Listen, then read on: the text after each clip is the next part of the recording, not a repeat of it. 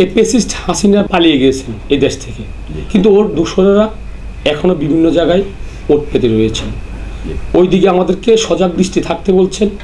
চট্টগ্রামে কেন্দ্রীয় স্বেচ্ছাসেবক দলের সভাপতি এস.এম. জিলানীর উপস্থিতিতে গত ৩রা আগস্ট অনুষ্ঠিত হয়েছে চট্টগ্রাম মহানগর স্বেচ্ছাসেবক দলের মতবিনিময় সভা। ওই মতবিনিময় প্রসঙ্গে স্বেচ্ছাসেবক দল চট্টগ্রাম মহানগরের সদস্য আব্দুল মান্নান জানান, যারা ১৭ বছর রাজপথে থেকে আন্দোলন সংগ্রাম করেছেন তাদের কিছু বার্তা দিয়েছেন কেন্দ্রীয় নেতারা। আমাদের কেন্দ্রীয় সভাপতি, আমাদের কেন্দ্রীয় লিডার জনাব এস.এম.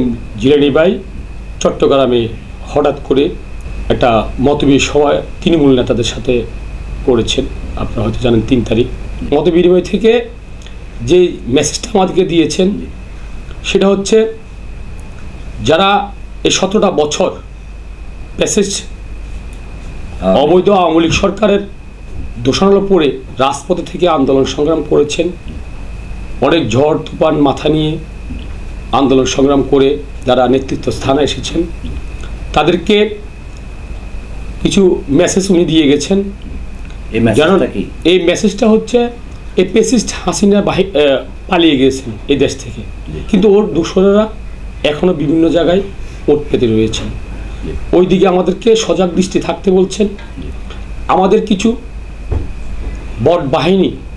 বট বাহিনীর কিছু নেতাকর্মীরা যেভাবে আমাদের সিনিয়র নেতাদেরকে নিয়ে কূটনীতিমূলক বিভ্রান্তিমূলক বক্তব্য দিচ্ছেন, এবং আপনারা হয়তো জানেন এই বট বাহিনীর কিছু গুপ্তচর আছে, তারা বিভিন্ন সোশ্যাল মিডিয়াতে গুজব বিভ্রান্তি ছড়াচ্ছে প্যাকার্ডের মাধ্যমে, এবং কি আমি কিছু সংখ্যক বলবো, কিছু হলুদ মিডিয়া সম্পাদক তারা কার পক্ষপাতিত্ব নিয়ে বাংলাদেশ জাতীয়বাদী দলের ভাবমূর্তি নষ্ট করার জন্য উঠে পড়ে লেগেছে। আমাদের প্রিয় নেতা এস.এম. জিলানী ভাই সেই মেসেজটি এই সমাবেশ সজাগ থাকার আহ্বান জানিয়েছেন এবং সজাগ থাকার জন্য বলেছেন, এবং এর সাথে সাথে উনি সংগঠনকে আরও কঠিন ইস্পাত ধারালোভাবে করা যায়, সংগঠনকে বাংলাদেশে একটি আধুনিক সংগঠন হিসাবে উনি রূপরেখার কথা বলেছেন।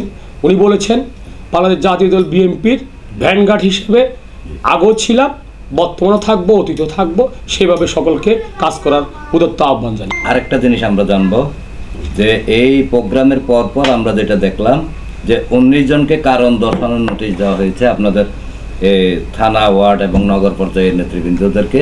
এটা কেন? আপনার প্রশ্নের উত্তরের আলোকে বলছি আমি। যেমন দেখেন, আমাকে দলে যে জায়গায় মূল্যায়ন করেছেন, আমাকে একটা যে জায়গায় কাজ করার জন্য দায়িত্ব দিয়েছেন, সেই দায়িত্ব যদি আমি ঠিকভাবে পালন না করি, একটা সংগঠনের কিংবা একটা অফিসিয়ালি বলুন, একটা অফিসিয়ালি কাজ আমি যদি না করি, তাহলে অবশ্যই আমাকে এখানে আমার কোম্পানি কিংবা আমার দল আমাকে লিখিত আকারে নোটিশ দিয়েবে, কিংবা আমাকে চাকরি থেকে ডিসমিস করার জন্য করতে পারে। দল মনে করেছেন এই মুহূর্তে যারা কমিটিতে পদ নিয়ে কিংবা নগরে পদ নিয়ে যারা দায়িত্ব পালন করতেছেন না, তারা দায়িত্ব পালন অবহেলা করছেন কিংবা অলসতা করছেন, এই কারণে আমাদের প্রিয় নেতা জনাব জিলানী ভাই 72 ঘন্টার একটা নির্দেশনা দিয়েছেন। এই 19 জনকে উপস্থিত ছিলেন না ওই প্রোগ্রামে, 19 জন ছিলেন না, এবং ছিলেন না। তাদের কোনো সুযোগ আছে কিনা? এই 19 জনের কোনো সুযোগ দিয়েছেন কিনা? দেখুন, এখানে 72 ঘন্টা মানে 3 দিন, 3 দিনের মধ্যে ওরা লিখিত একটা যে জবাবদিহি করতে হবে, এবং কি সশরীরে গিয়ে নগর প্রেসিডেন্ট, নগর সদস্য সচিব, নগর আহ্বায়ক, নগর সদস্য সচিব বরাবর গিয়ে সশরীরে গিয়ে এই নোটিশের অবশ্যই কারণ উপস্থাপন করবেন, এবং কেন থাকতে পারে, ওনার ফ্যামিলির সমস্যা থাকতে পারে, ওনার ব্যবসার সমস্যা থাকতে পারে, কিন্তু আপনি অনুপস্থিত ছিলেন না বিদায় আজকে দল মনে করেছেন আপনাকে নোটিশ দেওয়ার জন্য সামরিক প্রথম অবস্থানে এটা দিয়েছেন। যদি দল যদি দেখাইতে পারে, যদি আপনি কারণ দেখাইতে পারেন, অবশ্যই আপনার এটা আপনার ব্যাপারে বিবেচনা করা হবে। আর যদি আপনি কোনো কারণ দর্শাতে না পারেন, তাহলে দল বিবেচনা করবে, আপনাকে সিদ্ধান্ত দলে নিতে পারবে। আপনার কোনো যদি মেসেজ থাকে ওয়ার্ড এবং থানা পর্যায়ের নেতৃবৃন্দের কাছে? আমার মেসেজ একটি, এবং আমার মেসেজ বললে এটা ভুল হবে, আমি বলতে চাচ্ছি এটা আমাদের ভারপ্রাপ্ত চেয়ারম্যান জনাব তারেক রহমানের নির্দেশনা, আদেশ। সেটা হচ্ছে বাংলাদেশ জাতীয় দল বিএনপি এটা বৃহত্তম সংগঠন। এই সংগঠনে যারা বিএনপির নীতি নির্ধারক, তাদের নির্দেশনা পালন করে এবং তাদেরকে ফলো করে তারা কি বলতে চায়, কি বলছেন, সেই কথাগুলো অক্ষর অক্ষর পালন করতে হবে। আপনি এমন কোনো কাজ করবেন না যে কাজ আপনার দলের ক্ষুণ্ণ হবে, আপনার দল প্রশ্নবিদ্ধ হবে।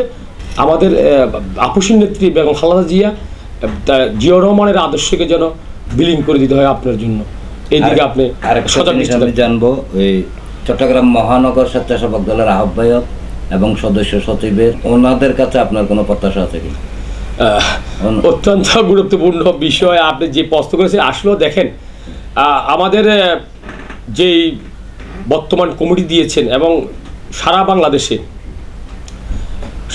আমাদের ভারপ্রাপ্ত চেয়ারম্যান জনাব তারেক রহমান অত্যন্ত একটা মেধাবী এবং বিচক্ষণের পরিচয় দিয়েছেন। উনি চট্টগ্রামে যেই দুজন আমাদেরকে উপহার দিয়েছেন, উনি ছাত্র রাজনীতি করে ওনারা দুজন আজকে এখানে এসেছেন।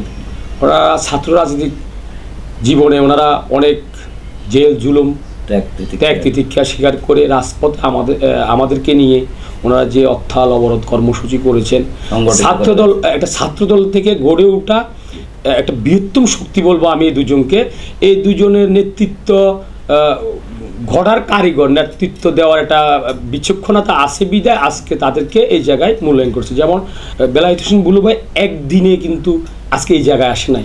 উনি রাজনৈতিক শিষ্টাচার মেনে সব কিছু রেখে এবং সাংগঠনিকভাবে জোরালো সাংগঠনিক আমাদেরকে দেখিয়ে আজকে এই পথে উনি ছাত্রদল দেখুন উনি বেলায়েত হোসেন বুলুর যেই রাজনৈতিক স্পিরিট, ইনশাল্লাহ আমি মনে করি ওনাকে আমার মন থেকে এবং সংগঠনের পক্ষ থেকে আমি ওনাকে ধন্যবাদ জানাচ্ছি।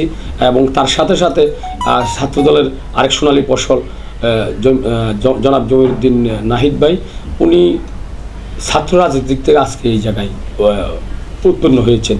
তো ওনাদের সংগঠন, ওনাদের রাজনৈতিক দক্ষতা অত্যন্ত কঠিন এবং মুসলিম সুন্দর একটা সংগঠন, একদম আমাদের নগর নেতৃত্বে আপনারা ঐক্যবদ্ধ আছেন। অবশ্যই আমাদের প্রাণপ্রিয় নেতা জনাব বেলায়েত হোসেন বুলু এবং সদস্য সচিব ইঞ্জিনিয়ার জমিরুদ্দিন নাহিদ, ওনাদের নেতৃত্বে আমরা ইনশাল্লাহ আমাদের ঐক্যবদ্ধ।